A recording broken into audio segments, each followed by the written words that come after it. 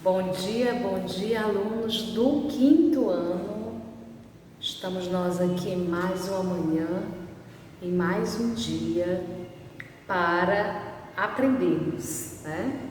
E hoje, nesta manhã, nós teremos nossa revisão de português, tá certo? Então, é aquela revisada que a gente vai dar antes das nossas avaliações, né? Antes da nossa avaliação de português. Então, nessa prova vai estar incluído conteúdos de gramática, de ortografia, de leitura e interpretação, né, do paradidático que a gente está lendo, né, que a gente não terminou. E eu convido você agora, nesse momento, né, a fazer parte comigo, né, desta nossa revisão de português, certo? Então, fique atento a cada detalhe, fique atento à explicação, fique atento às dicas que eu tenho certeza que você vai tirar uma nota maravilhosa, certo? Uma nota, assim, sensacional, tá bom? Então, o que é que eu vou pedir agora para vocês fazerem? Vocês sabem que todas as nossas provas sempre começam, né, com um texto para você ler e interpretar, né? Toda a nossa atividade, toda a nossa avaliação de português sempre começa com um texto de interpretação. E eu convido a você agora, nesse momento, a prestar atenção nesse texto, tá bom? Nesse texto que eu vou ler para vocês agora. Claro, evidentemente, que em casa você vai ter a oportunidade de ler esse texto novamente, para poder entender direitinho, para poder fazer as respostas corretas, tá certo? E esse texto que a gente vai ler, olha a dica, hein? Esse texto que a gente vai ler agora, ele é um texto que é chamado de, um tipo de texto chamado de artigo de divulgação científica, certo? Que foi exatamente, tá bom? Vamos ver aqui, que foi exatamente esse tipo de texto, certo? Que nós vimos lá no nosso módulo, deixa eu ver aqui, se foi o nosso módulo 3, se foi o nosso módulo 4, né? Que a gente falava de quê? Vê aqui, ó.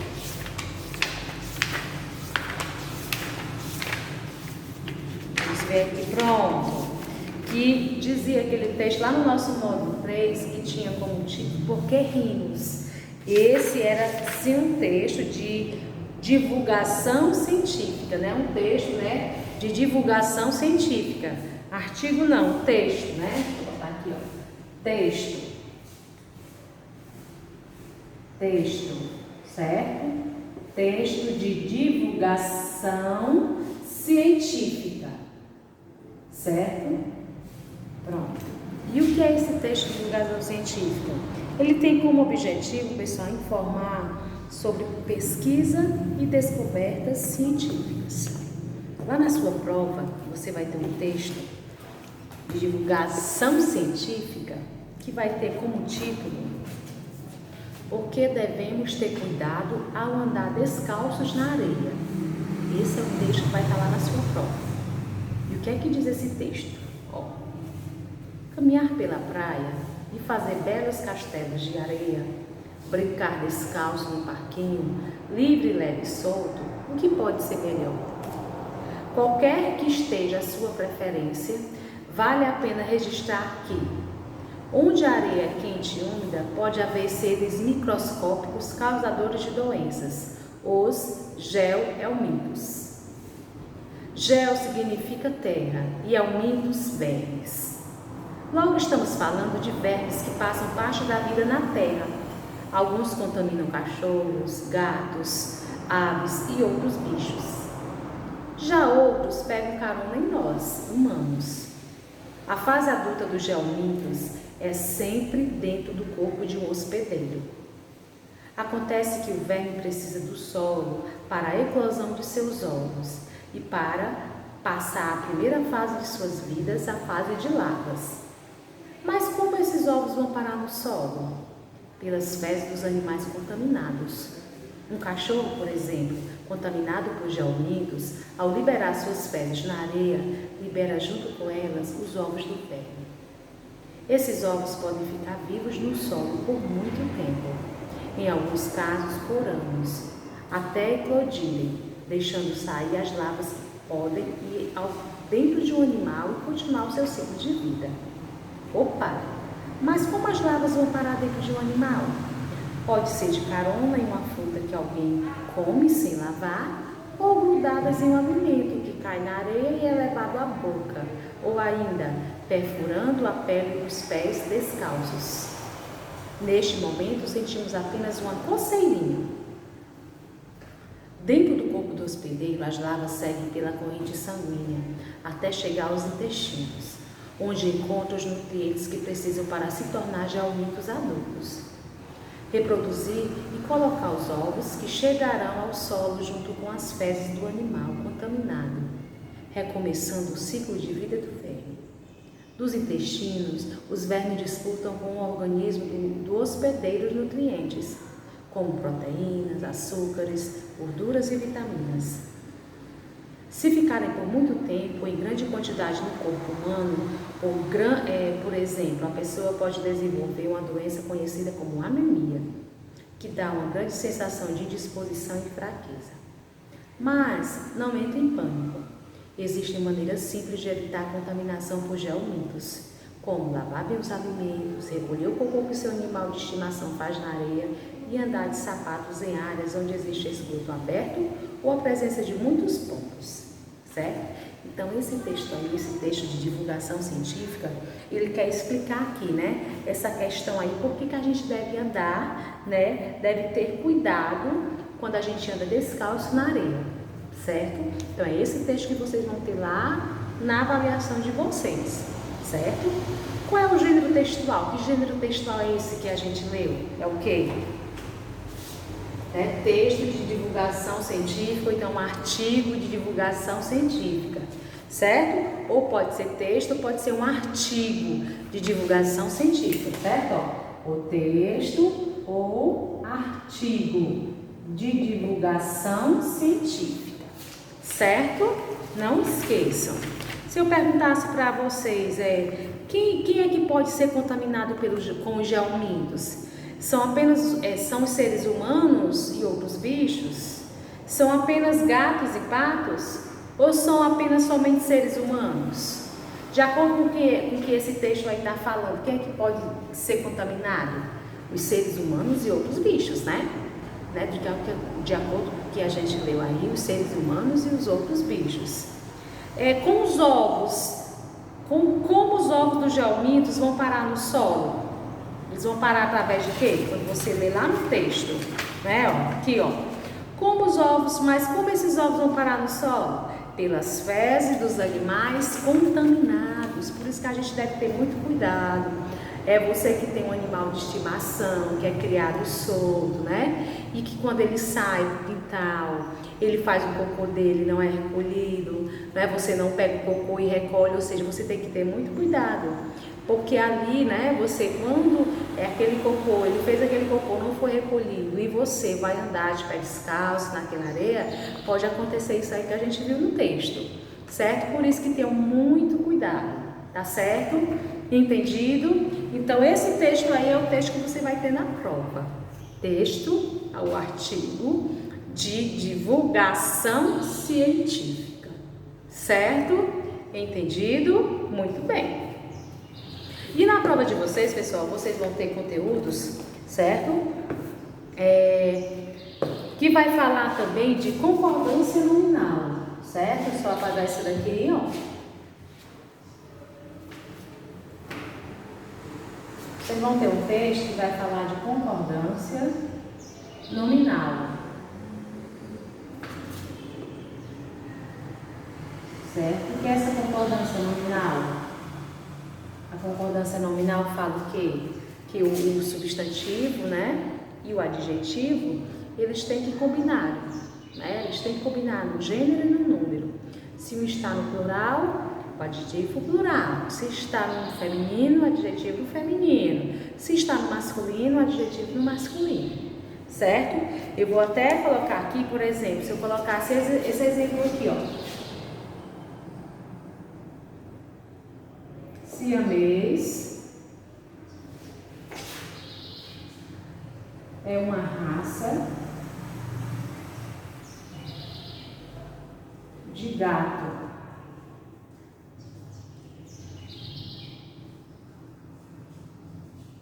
Que veio do Sião. Pronto.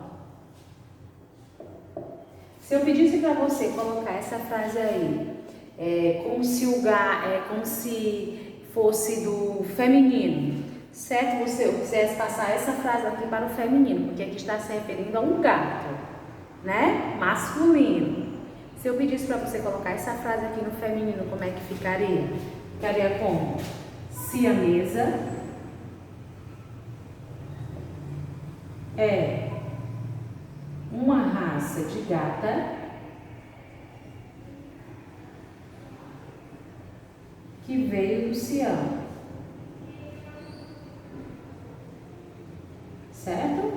Se é masculino, eu sou um gato siamês. Se é feminino, eu sou uma gata siamesa. Se fosse no plural, nós somos siameses. Certo? Então tem que concordar. Se o substantivo estiver no feminino, adjetivo feminino. Se o substantivo estiver no masculino, adjetivo masculino. Como é o caso aqui, ó. Siamês masculino, gato masculino.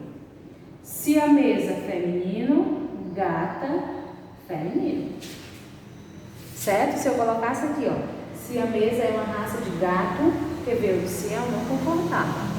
Certo? Então tem que ter essa concordância, tem que ter essa adequação. Entendido, certo? Isso aqui na concordância, tá bom? Vamos ver aqui, ó. Se eu colocasse essa frase aqui, certo? Se eu colocasse essa frase aqui, ó. Paulo é inteligente. Marina é inteligente. Paulo é inteligente, Marina é inteligente. Certo? Vocês estão vendo que aqui está no masculino, né? Ó, Paulo é inteligente. Paulo, masculino. E aqui está no feminino. Marina é inteligente.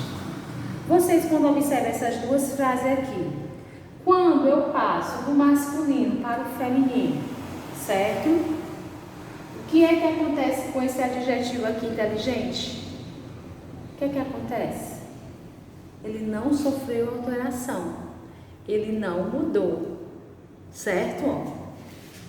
Não sofreu alteração.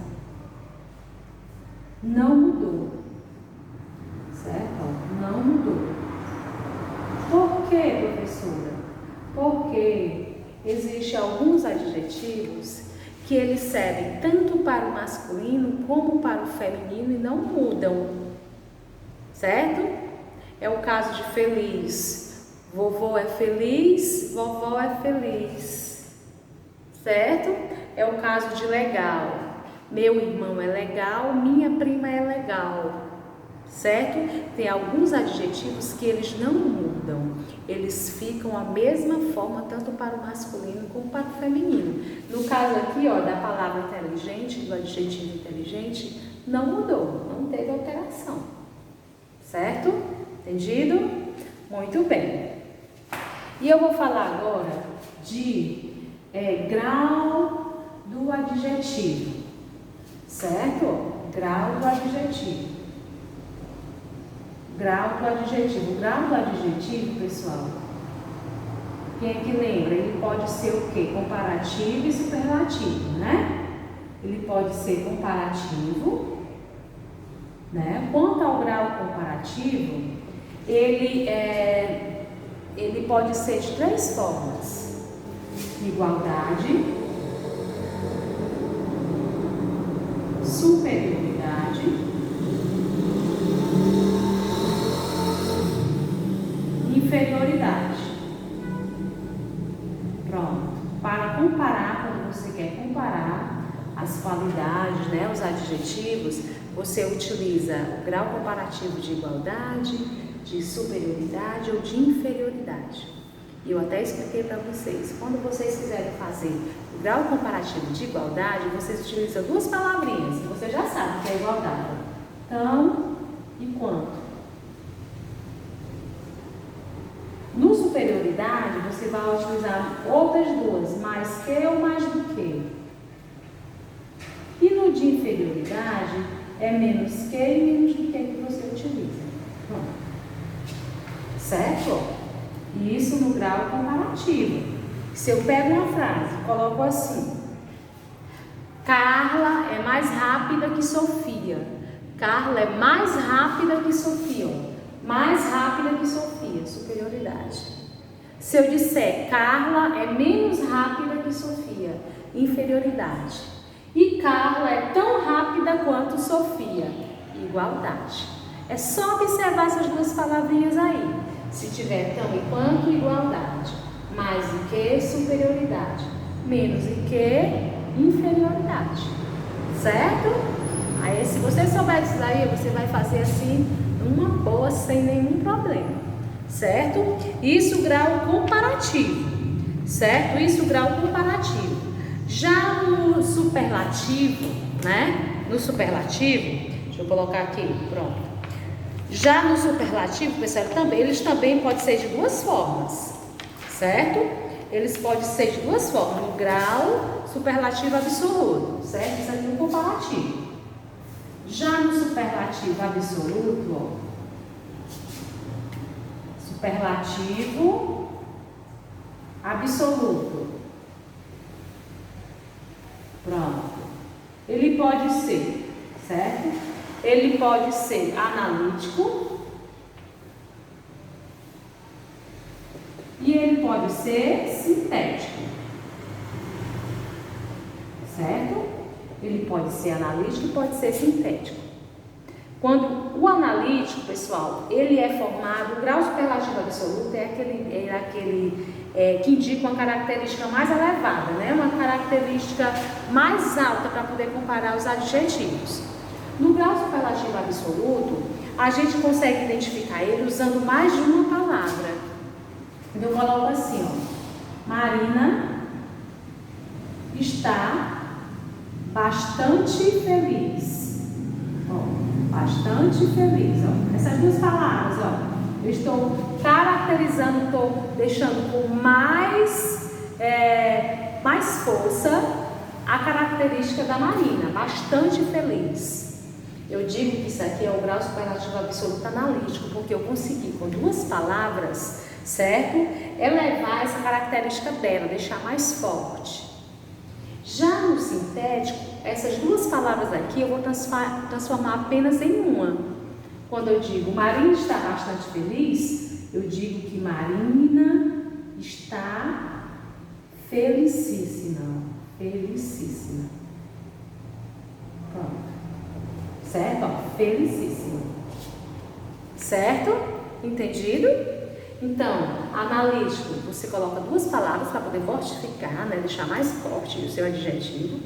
E no sintético, você, só com uma palavra, você consegue fortificar esse adjetivo. Certo? Eu vou colocar aqui uma frase para vocês observarem aqui. Ó, nessa frase aqui, eu colocando essa frase aqui, ó. Marta, mulher inteligentíssima,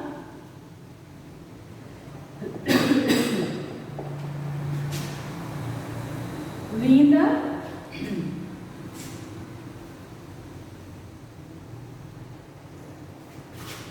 e, deixa eu ver aqui,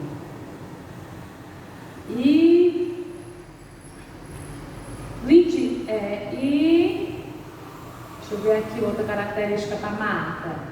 Marta, mulher inteligentíssima, linda e finíssima. Certo? Olha só. Marta, mulher inteligentíssima, linda e finíssima. Se eu perguntasse para vocês aqui, certo? Se eu perguntasse, Qual é o adjetivo desse aqui que está na forma normal? É do jeito que você conhece. Qual é o adjetivo? Linda. Ó. Linda aqui está na forma normal. Ó. Certo? Na forma normal. Como é que ficaria esse adjetivo aqui? No grau superlativo analítico e no grau superlativo sintético. Certo? Se eu fosse colocar esse daqui, certo? Esse nome normal aqui no grau superlativo absoluto e no sintético, analítico e sintético, aliás. No analítico formado por duas palavras. Linda, muito linda. E o sintético, quando eu coloco só uma palavra? Lindíssima. Certo? Se caso por aqui, se caso nessa frase aqui fosse alta, como é que ficaria? Muito alta, altíssima. Se fosse bela, muito bela, belíssima. Certo? Se fosse curiosa, muito curiosa, curiosíssima. Certo? Então não esqueçam. O grau superlativo absoluto analítico, você coloca duas palavras ou mais para poder intensificar o adjetivo. E no sintético você resume apenas com uma palavra. A maioria das palavras do adjetivo, né, sintético, eles terminam com íssimo, com érrimo, com érrima, com íssima. Certo? Entendido? Entendeu aí como é? Só tomar um pouco d'água aqui, tá bom? Então é dessa forma aí que você tem que observar como é que fica, certo? Essa questão. Tá bom? Muito bem. Vamos aqui. Outro conteúdo que a gente vai ver aqui. Numeral. Né? Vocês lembram aí dos numerais? Né? Numeral. Numeral. A gente estudou que os numerais podem ser, né? Cardinal, ordinal, multiplicativo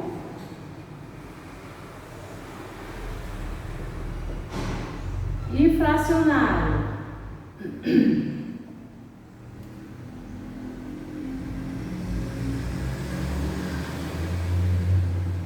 Pronto. Cardinal, ordinal, multiplicativo e fracionário. Certo? Quando a gente quer colocar, né? Quando eu digo assim, o menino tirou o primeiro lugar nas avaliações. Essa palavra aqui, esse nome primeiro aqui, nessa frase, o menino tirou o primeiro lugar nas avaliações. Essa palavra aí primeiro, tá dando nome aos seres? Tá dando característica dos seres? Não. Está indicando ordem? Está? Sim, está indicando ordem dos fatos, né? O menino tirou o primeiro lugar nas avaliações. Isso daqui é um numeral. Certo? Esse numeral aqui, que está aqui, ele é o quê? Cardinal, ordinal, multiplicativo ou fracionário? Ele é o quê? Ordinal, né? Os números cardinais é 1, 2, aqueles que indicam quantidade. O ordinal é aqueles que indicam ordem, dão ordem, né? Primeiro, segundo, terceiro. Multiplicativo são aqueles numerais que dão ideia de multiplicação, dobro, triplo, quadro. E fracionários são aqueles que dão ideia de divisão, de metade. Certo? Então não esqueçam. Quanto aos numerais, eles podem ser classificados em cardinal, ordinal, multiplicativo e fracionário. Certo? Entendido? Muito bem. Olha só, a gente vai ver agora também outro conteúdo, certo? Que a gente viu no nosso módulo, mas que tem na gramática, que é o advérbio.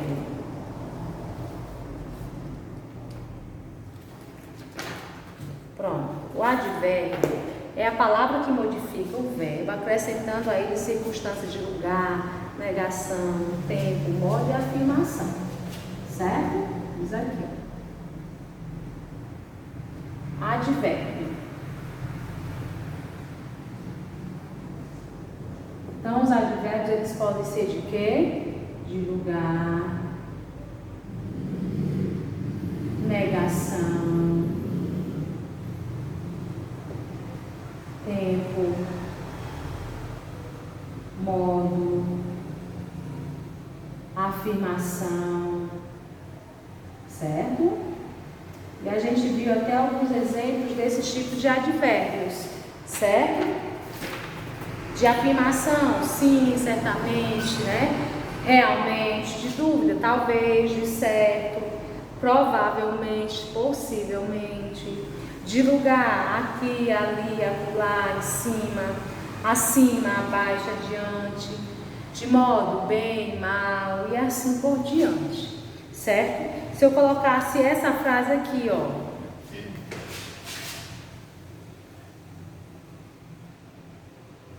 Ele ficou acima da quantidade esperada.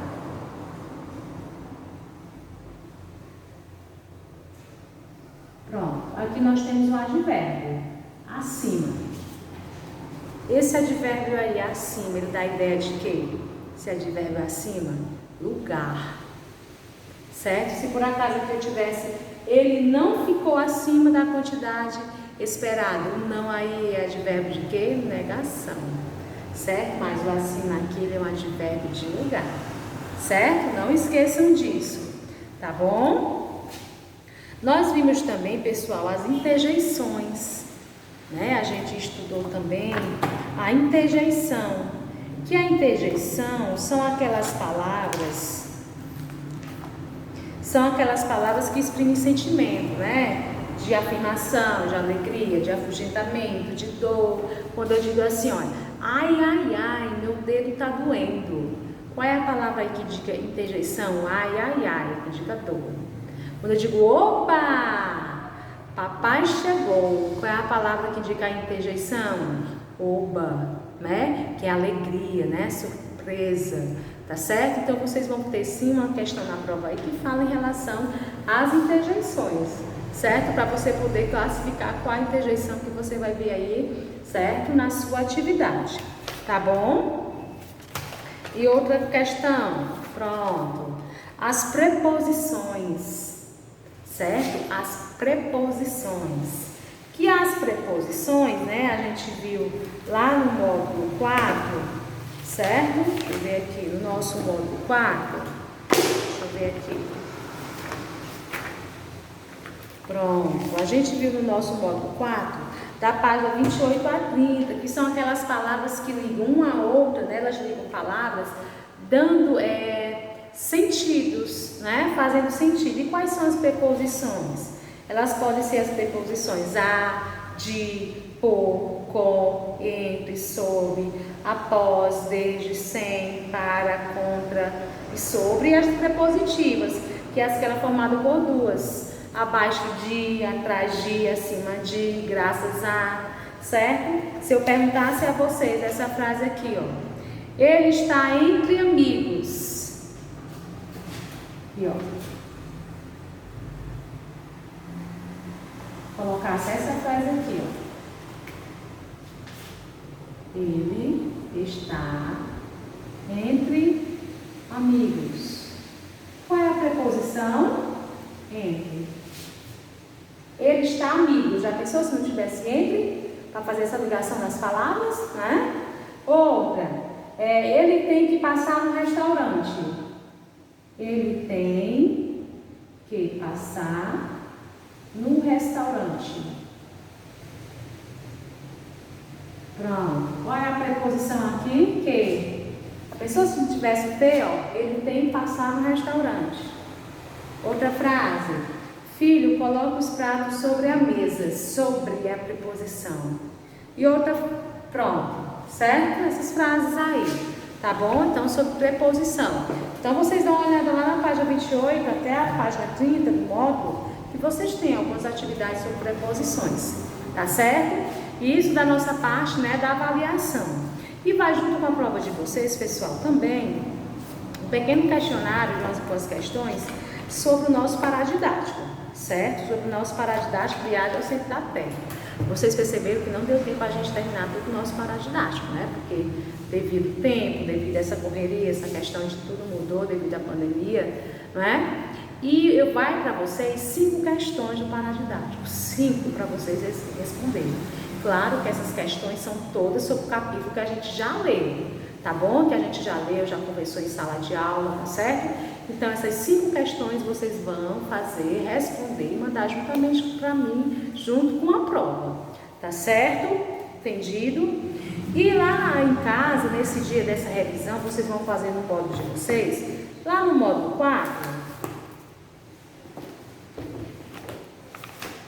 certo? Lá na página 46, pronto.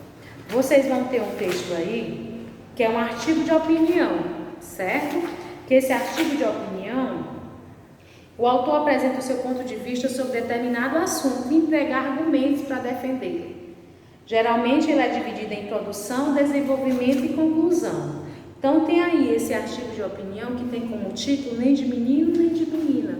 Uma atividade de interpretação para você fazer em casa, nesse dia de revisão também. Então você lê a página 46, 47 e faz da 48 até a página 50. Tá certo? Entendido? Então essa foi o que? Essa foi a nossa revisão de português. Espero ter ajudado vocês. Espero que vocês tenham entendido, tá certo? Qualquer coisa você volta o vídeo de novo para você ouvir as explicações da revisão. E eu tenho certeza que você vai tirar, ó, 10. 10 mesmo na sua revisão. Tá certo? Beijos, abraços. Fiquem com Deus.